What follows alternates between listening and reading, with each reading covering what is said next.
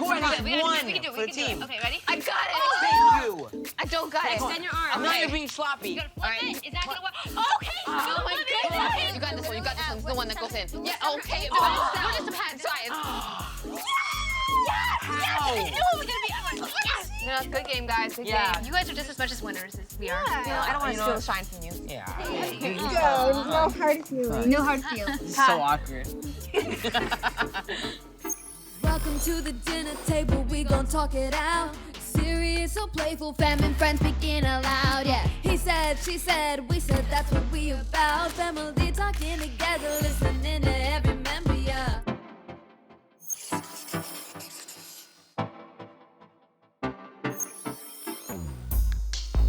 Here, Daddy. Some ginger. A little bit. What are you making? I am making the curry for the doll. Oh, Nice. so yeah, the doll is the lentil curry, so this is gonna be really good. Daddy make the best lentils. Well, thank you. I love international food because the people who introduced me to that were your great-grandparents, my grandparents who raised me. Oh. And they were very adventurous in their food. My grandfather, when he was playing Major League Baseball, he went all over the US and even the world. Oh, what teams?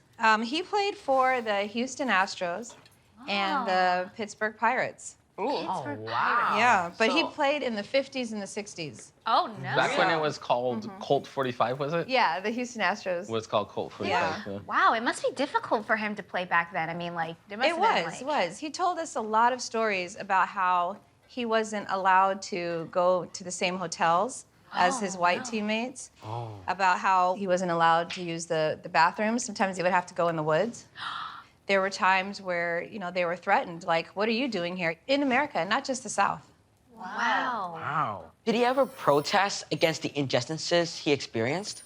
He didn't necessarily protest in the way like maybe some of the other civil rights leaders were doing at that time in the movement because his situation was precarious, you know? It's like a once-in-a-lifetime opportunity, and the way that he needed to navigate his civil rights journey was to stay in it no matter how he was treated. I think people do have a little more freedom with speaking out loud, but at the same time, there's been people that have spoken out, you know, in the sports industry, and they've never gotten back into their work, you know? Right. Yes, like For example, Colin Kaepernick. yeah.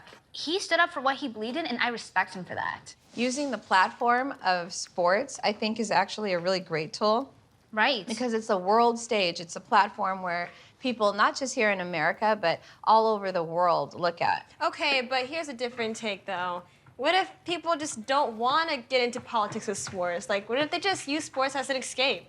I just don't think people should be policing people on what they should say and when they should say it. I think if Right. you feel the need to Yeah. to talk about it, even if you're playing music or sports, I feel like then you should do it. And if you don't want to, you don't have to. Right. You People know? have to come to their own understanding about things in their own time. If my grandfather had the ability, I think that he would have done it. But I think him just being in the league, just showing that resilience that no matter how he was treated, he was going to stick it out. And it's interesting because after he played out here, he played in Japan for 7 years. How was your grandfather's experience playing baseball in America versus him playing baseball in Japan? He was treated like a rock star over there. Wow. So the difference between how he was treated here by his own country versus Japan was really, really stark. Yeah, he definitely paved the way for others, even the coming generations, to be able to stand up even more vocally than they did back then. That even spills into other athletes protesting not just for racial stuff, for even things like mental health, like Naomi Osaka. So what do you guys think about when people basically say, why don't you guys just play the sport and be quiet? Or like, shut up and dribble. Shut up and dribble, right? I would say completely go against that because sometimes you need to use your image, the thing you do, to spread the truth of what's really going on in this world. Right. And if you use your image to do that, I think it would have more of a good impact. One sports journalist using her platform to speak truth to power is Jemele Hill, our guest for dinner tonight. This Emmy Award-winning journalist is a contributing writer for The Atlantic and the host of Jemele Hill Unbothered, a podcast that explores the news of the day and the intersectionality between the world of sports, politics, music, identity, and culture.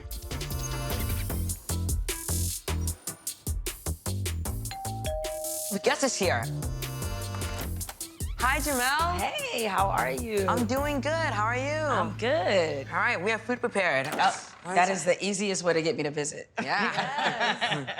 Hey, guys, welcome my guest. Hey, family, how are you? So good to have you. Good to be here. Thank you. Hi, guys. Thank you. I feel like we should do like a group hug. Get in there. Okay, all right, we're good. Well, I hope you like vegan food. I do. That was a pause. Okay, I'll be totally transparent. I don't eat it often, but when I have eaten it, I have definitely enjoyed it. Oh, So, yeah. Okay, well, this one's a simple one. It's lentil curry, white rice, and roasted vegetables, and something called Rita, which is like a yogurt dish. Okay, I'm in. That is pretty good. Pretty creamy. She did not oversell that. So, Jemele, were you always into sports?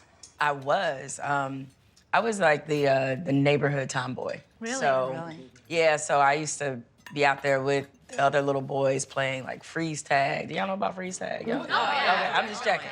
Nah, I don't know, because like there's a certain generation where they kind of stopped going outside. So I don't ever remember not loving sports, either watching or playing it. And so I was pretty decent athlete. I think I was pretty good. And so when I figured out that you can make a career out of being a sports journalist, it's the only thing I ever wanted to do. So how come you decided to be a sports journalist instead of an actual athlete? Okay, I said I was good. I didn't say I was that good. Plus, the other part realistically is, I was a woman and a black woman in Detroit, and it's like there was no professional avenue for that to happen. What is your favorite sport to really journal about? My favorite sport to watch is probably football. My favorite sport to cover is probably the NBA.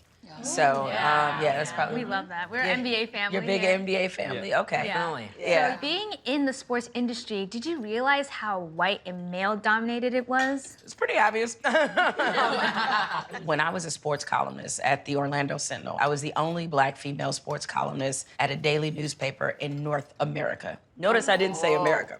It was 1 out of 405. Whoa. So that's beyond just overwhelmingly white. It's like, is white, you know what I'm saying? And the columnist job is usually considered to be sort of a senior writing position on a sports staff. And so the fact that there was no black women who had a voice, who were, sort of leading the conversation with their opinion was not lost on me at all. And unfortunately, it's still that way. I mean, pretty much 85 to 90% of the jobs in sports media are held by white men. It's a little bit better on the television side once I transitioned into TV at ESPN, but that's mostly because you have a lot of former athletes who are in commentator positions, not a lot of black people or people of color who didn't play, who are on, who are on sports television. What do you think of politics mixed with sports and having people like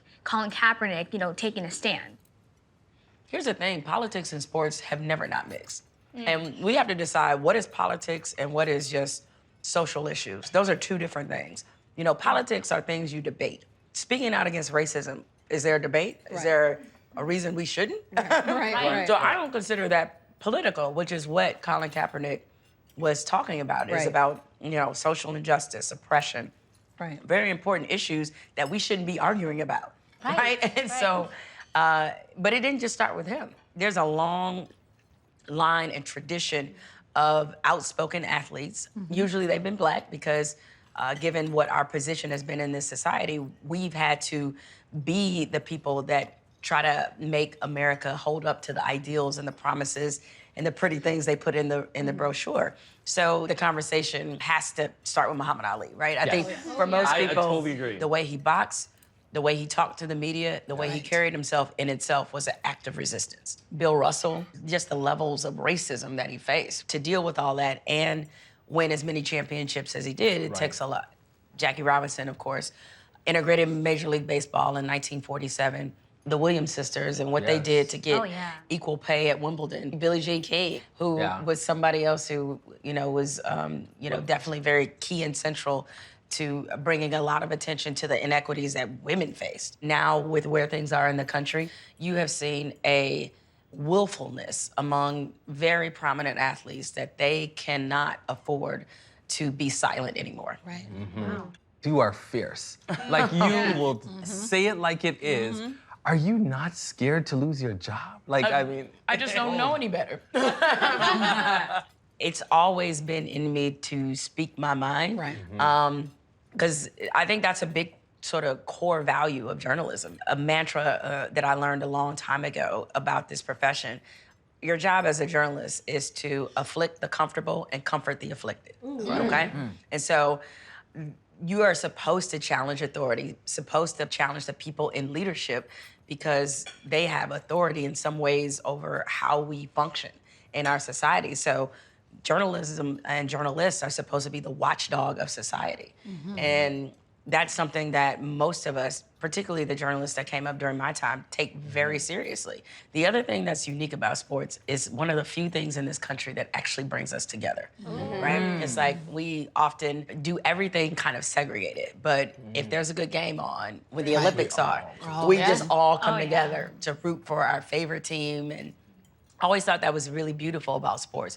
It's also the reason why when these political and social acts happen in sports, that it gets the attention of people much differently. You know, like you may not pay attention to police brutality on your own, but if you see that it impacts LeBron James, or you hear him talk about it, you might think about it a little bit differently because he's your favorite player. And you know, we've seen so much of that, of sports leading the way before the rest of society. That's why the Jackie Robinson example is important, because this happened before the Civil Rights Act passed, before the Voting Rights Act passed. So it was at a time where people were not ready to see a black man playing Major League Baseball. So I think sports gives us that opportunity to experience things that we aren't quite ready for, but we need to be a better society. So what do you think about the people that say shut up and dribble or shut up and play? Well, last I checked, all those athletes pay taxes, right? Pay taxes, they're voting citizens. They're just, you know, your identity is not tied to just what you do. Even with Colin Kaepernick, people acted like he was kneeling at the 50-yard line during the middle of a play. Like, it wasn't happening. Interrupting the play. Right, interrupting the play. The games go on. Like, they don't stop, all right? What advice would you give to young athletes who want to use their voice for social justice? Be informed, number one. It's important that before you put your voice to something that you really understand the issue. Are you just saying something because you want to be another voice in the conversation? Are you saying something because you want to see some change? The other thing I would say is don't feel the need to speak out about everything. There's something to be said sometimes for minding your business. Because I see some really young people doing some tremendous and amazing things. But what I love about what I see them do is that it's very much about what's happening in their local community. How young is too young? I don't know if there's a specific age. I think it's important that you do what you can where you are. There are things that are happening locally where people are that are just as important and have just as much of a direct impact on their lives. And so I encourage young people especially is to get involved in your school, you know, get involved in your community, in your neighborhood, because that's where the attention really needs to be and the nurturing really needs to happen. Jemele, it has been a pleasure to have you at our table. You are such a phenomenal voice in our community, and we love you, we respect you, and you can come back anytime. Well, thank you. Clearly, I didn't enjoy my food. No, I thank you all for having me, and I appreciate it. This was a great conversation, good dinner time talk, and you all are walking inspirations yourselves, so I appreciate it. Thank you so much. I want to dig into this dessert. Dessert, Mango lassi and topped up with some vegan whipped cream. Okay, all right. That's good. Very good. Wow, amazing. I loved the conversation with Jemele today because she pointed out something that I thought was just so true, that sports brings people together. What I think is really great about sports is that how everybody comes together, like you said. I wish people came together on social issues. What I like is that even though players have the freedom of choice, that there are players who choose to talk about social injustice. It's really admirable and just makes me think that, wow, if they can do it, I can do it too. She gets a few. Go ahead. Oh, Get this, get this. I used to be really good. Okay. Believe it or not. Whoop, whoop. No, you do that. No.